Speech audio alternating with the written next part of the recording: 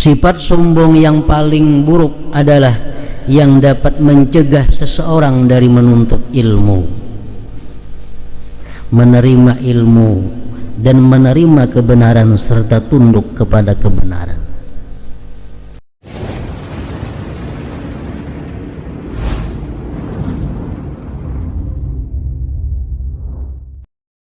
Bismillahirrahmanirrahim.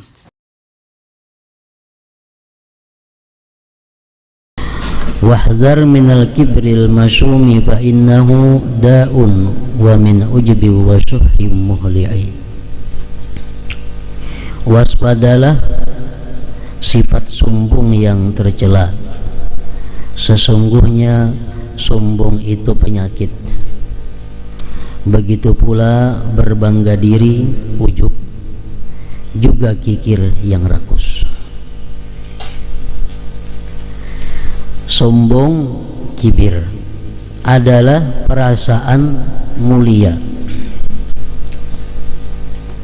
Perasaan mulia dan agung yang terdapat dalam diri,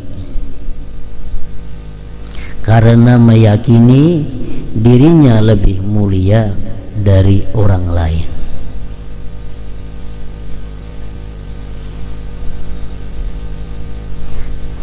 Nah, itulah yang dimaksud dengan sombong.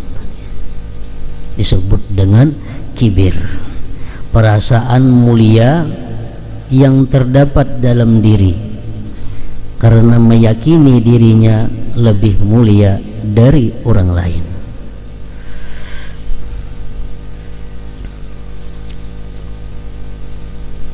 Jadi andaknya sifat kibir itu adalah di dalam hati.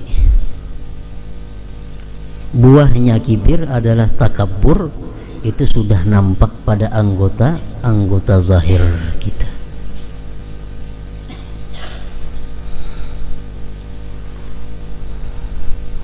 Jadi takabbur itu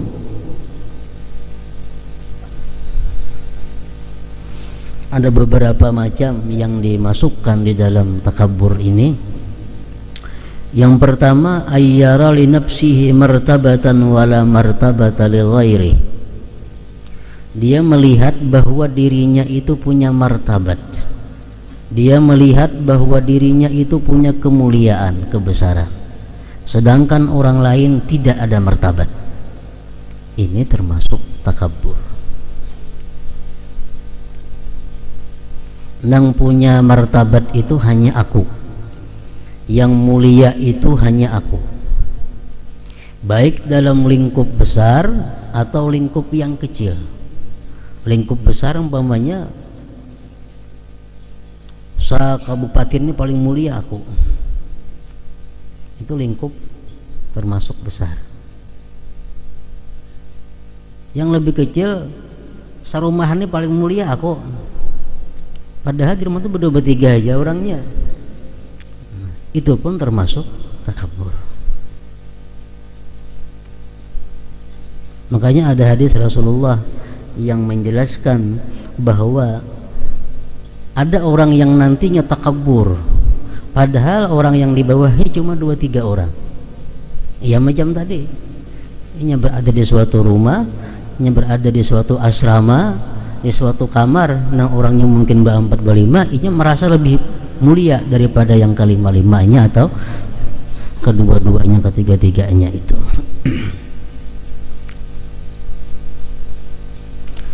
Yang pertama takabbur tadi bahwa dia melihat dirinya yang punya martabah, sedangkan yang lain kada. Yang kedua termasuk takabbur juga, ayyara li nafsihi martabatan wa li ghairihi martabatan thumma yara martabata nafsihi fawqa martabatil ghair. Artinya dia melihat bahwa dirinya itu mulia, dirinya punya martabat, dan dia pun mengakui orang lain itu punya martabat juga. Tetapi ujarnya martabatku lebih tinggi daripada orang lain. Dia mengakui orang lain itu hebat, dirinya hebat, tapi ini lebih hebat daripada orang lain. Ini termasuk takabur.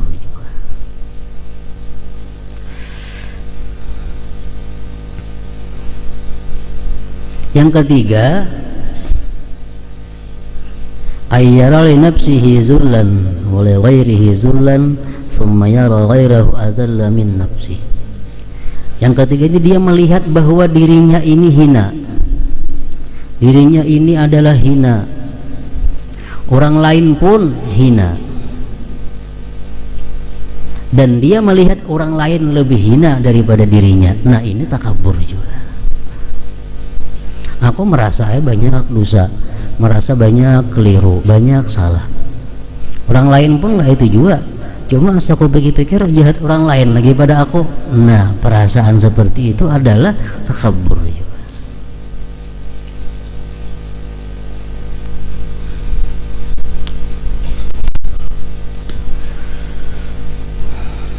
Ada nang kada takabur, contohnya aku melihat bahwa pada diriku ini ada martabah, ada kemuliaan, dan aku merasa bahwa aku mulia, dan orang lain pun kulihat mulia juga, bahkan orang lain lebih mulia daripada aku. Nah, ini kada takabur. Kada takabur walaupun ia mengakui dirinya mulia, tapi ia menganggap orang-orang lain lebih mulia daripadanya. Ini kada takabur. Jadi kalau mengakui diri mulia aja sorangan tuh ada jadi masalah.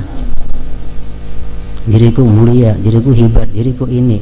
Itu masih belum takabur, ngarannya itu ujub aja. Masih ujub. Tapi kalau sudah membanding ke orang lain, nah hanya ada kibir.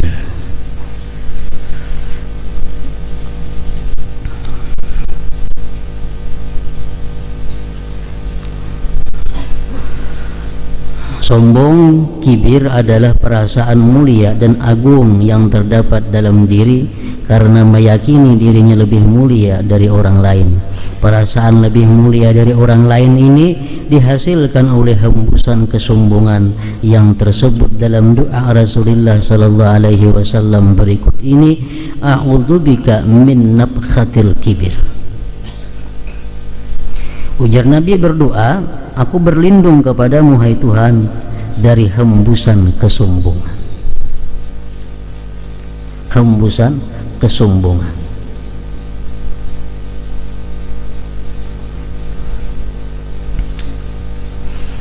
Ada dalam diri kita ini yang diberi Allah keistimewaan. Nah, keistimewaan yang diberikan Allah kepada diri kita itu, apabila kita lupa bahwa itu adalah nikmat Allah, itu menghembuskan kesombongan. Nah, makanya Nabi kita berlindung daripada hembusan kesombongan. Keistimewaan yang diberikan Allah kepada kita, bila kita lupa bahwa itu anugerah Allah, bahwa itu adalah milik Allah, bahwa itu adalah pinjaman yang sewaktu-waktu bisa ditarik oleh Allah, kita lupa itu. Nah, keistimewaan tadi bisa menghembuskan kesombongan.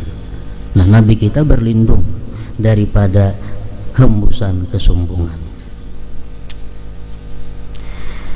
Sifat kibir ini telah disebutkan dalam firman Allah Ta'ala, in fi sudurihim illa kibrum ma hum bibalighi. Tidak ada dalam hati mereka melainkan keinginan akan kebesaran, kibir, yang mereka sekali-kali tidak akan mencapainya.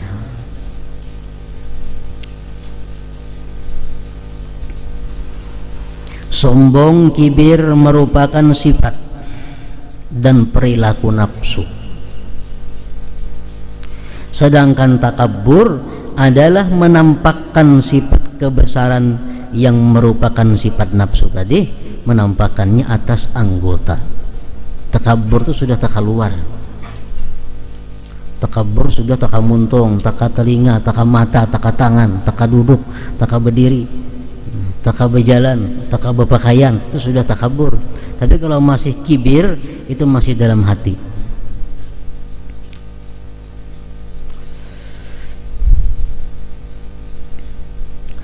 Dengan merendahkan orang lain, merasa lebih mulia darinya, menganggap dirinya mampu memenuhi segala kebutuhannya dengan sempurna, memberi nasihat dengan suara keras dan kasar, tidak mau menerima nasihat orang lain, dan berbagai sifat lain yang tak terhitung dan sulit dihindari oleh siapapun, termasuk oleh para ulama, zahid, orang yang zuhud dan ahli ibadah, apalagi kaum awam dan orang-orang yang ingkar. Jadi sifat kibir, sifat kesombongan ini adalah sifat yang bisa masuk kepada siapapun, baik itu kepada orang yang ahli ibadah, baik itu kepada orang yang zuhud, baik kepada orang yang alim, atau kepada siapa saja. Makanya Rasulullah mengajarkan, Allahumma inni a'udzubika min nabkhatil kibir. A'udzubika min nabkhatil kibir. Aku berlindung dengan engkau daripada hembusan kesombongan itu.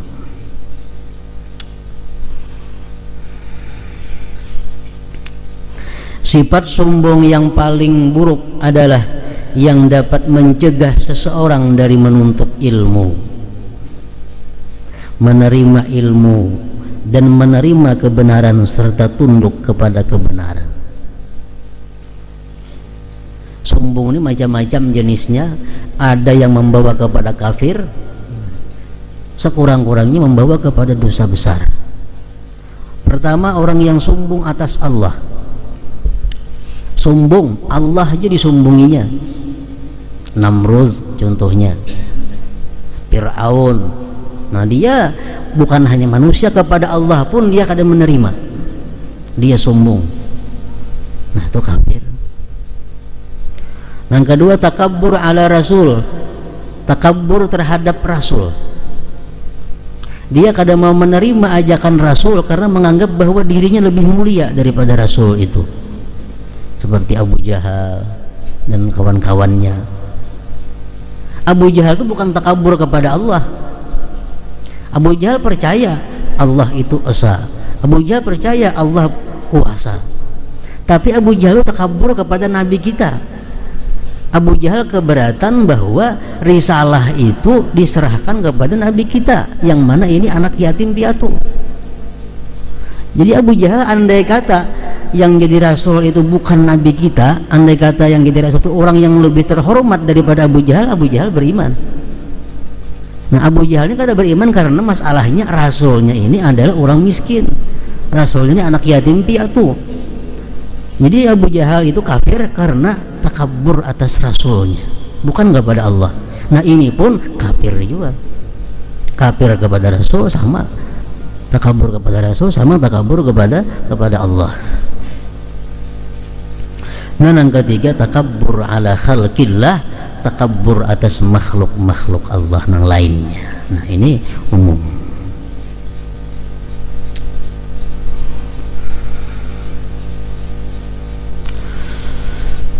Allah Ta'ala mewahyukan, al-yawma tujzawna azabal hun bima kuntum taqulun 'ala Allahi ghairal haqq wa kuntum an ayatihi tastakbirun. Hari ini kalian dibalas dengan siksa yang sangat menghinakan karena kalian selalu mengatakan kepada Allah perkataan yang tidak benar, dan kalian selalu menyombongkan diri terhadap ayat-ayat.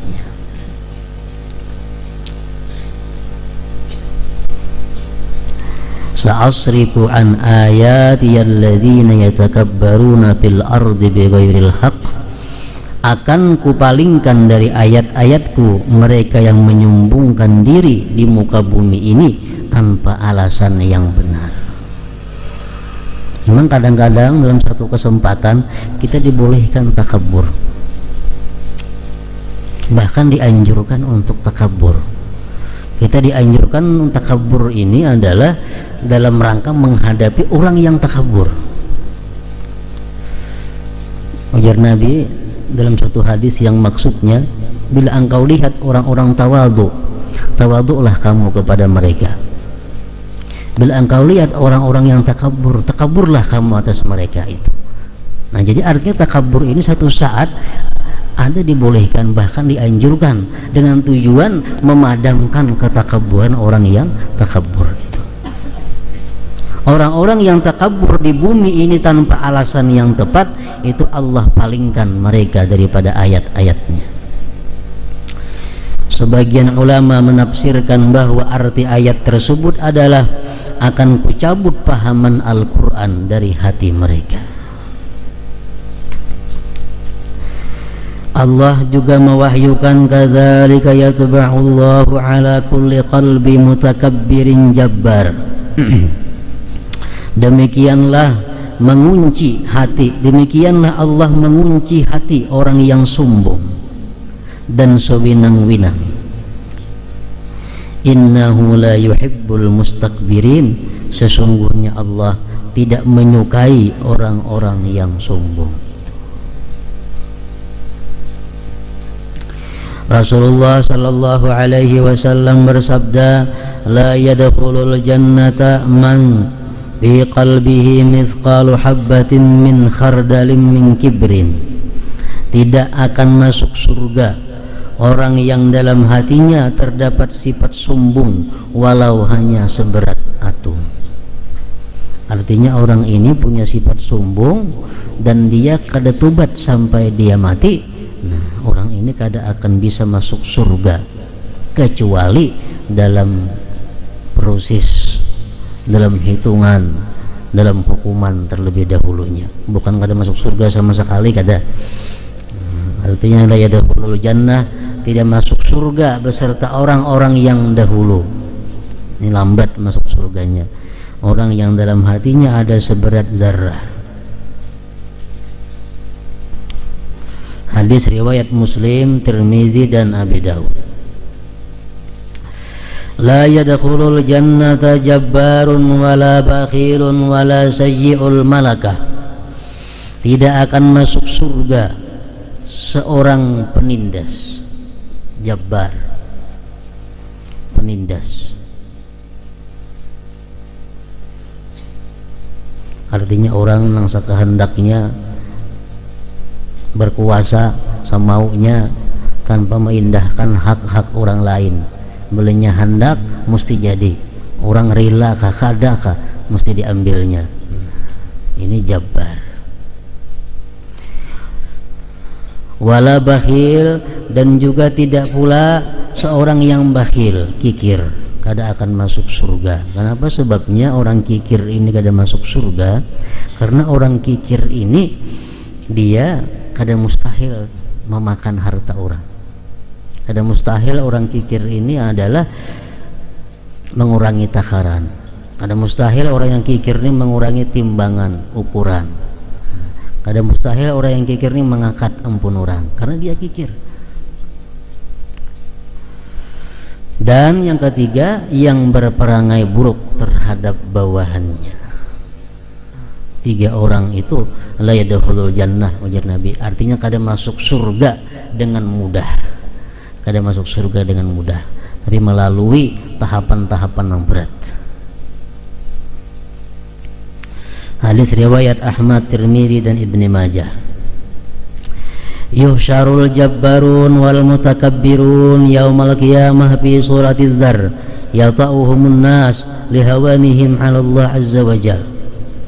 Orang-orang yang suka menindas dan sombong kelak di hari kiamat akan dihalau mulai kuburnya, artinya sampai ke mahsyar, dihalau dalam rupa yang sangat kecil, bentuk tubuh yang sangat kecil. Kemudian umat manusia akan berjalan menginjak-injak mereka. Semua itu karena hinanya mereka dalam pandangan Allah azza wa jalla. Hadis riwayat Bazzar. La yanzurullah ila rajulin yajurru izalahu batara wa fi riwayatin yajurru izarahu khuyala. Artinya Allah tidak akan memandang seseorang, maksud memandang dengan pandangan rahmah. Allah tidak akan memandang seseorang dengan pandangan kasih sayangnya. Seseorang yang menarik kain sarungnya, maksudnya menyirit kain sarungnya atau celananya atau gamisnya atau jubahnya karena sombong. Dan pada riwayat lain menarik kain sarungnya, menyirit kain sarungnya karena angkuh. Artinya orang laki-laki, khususnya maksudnya laki-laki, ila rajulin, kepada laki-laki yang mana dia memakai sarungnya itu lewat daripada mata kakinya, memakai gamis lewat daripada mata kakinya, buku lalinya, memakai celana selawar lewat daripada mata kakinya. Dia lakukan yang demikian itu karena dia sombong. Nah, ini yang Allah tidak memandangnya dengan pandangan rahmah. Ini kada mau makai selawar itu nang ke atas pada buku lali, betape kada mau ke atas pada buku lali. Kenapa? Supan. Nah, mesti ke bawah buku lali. Nah, ini khuyala, sombong. Ini haram, dan Allah kada memandang dia dengan pandangan rahmahnya. Lain halnya kalau orang kada ada tujuan sombong, dia hanya memakai pakaian, gamisnya, sarungnya, celananya ke bawah daripada buku lali, cuma kada ada sombong. Nah, ini hukumnya adalah makruh, baik di dalam sembahyang atau di luar sembahyang. Kita sembahyang umpamanya, tapi kita limpua buku lali, gamis kita limpua buku lali, selawar kita limpua buku lali, itu makruh kalau kada ada perasaan sombong. Kalau ada perasaan sombong, itu jelas sudah haram.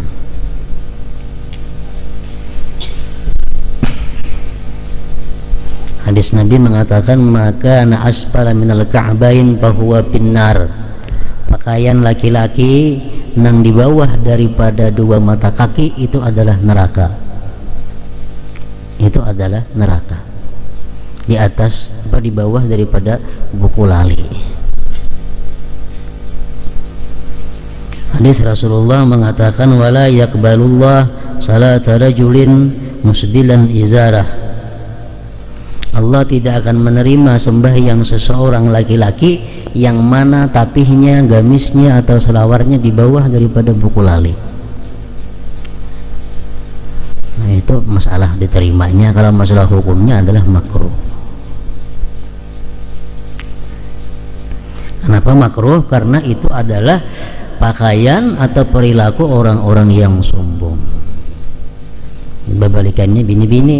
Nah, kalau bini-bini itu sangat dianjurkan pakaian itu panjang, kalau perlu sampai tepair ke tanah. Itu sangat dianjurkan, bahkan diwajibkan.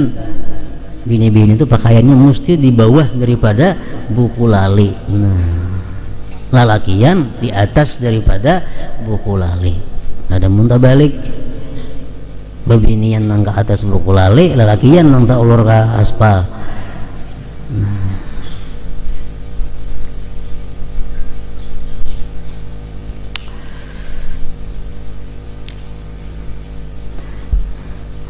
Allah juga pernah mewahyukan kepada Nabi Musa alaihi salam, innama aqbalu salata man tawadha'a li'azamati wa lam yata'azam ala khalqi wa alzama qalbahu khawbi wa kaffa nafsahu 'anil syahawat min ajli.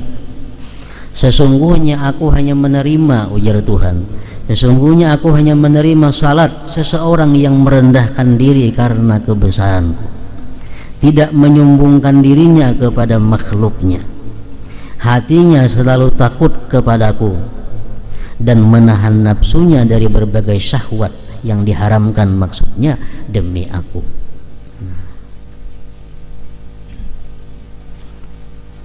Jadi Allah kadang menerima sembahyang orang yang sombong. Allah kadang menerima orang yang sembahyang dalam hatinya kadang ada takut kepada Allah. Allah kadang menerima sembahyang orang yang hidup itu suka meluluskan nafsu syahwatnya walaupun hal yang diharamkan Allah.